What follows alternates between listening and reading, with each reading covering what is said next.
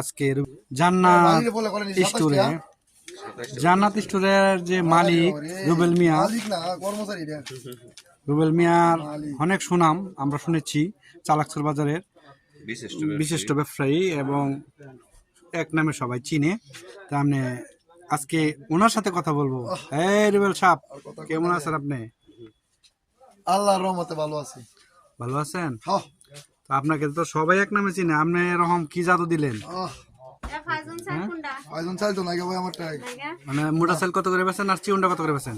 চিকন চাল 80 টাকা কেজি, মোটা চাল 550 টাকা কেজি। 50 টাকা না?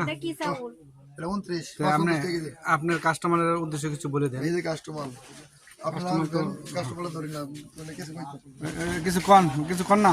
কি কমো ভাই? আপনি যে রুবেল ভাই দোকানে আসেন, কেমন ছাড় দেয় আপনারে? ভালো ভালো ছাড় দেয়? এদিকে না চাই কইলে বলবো।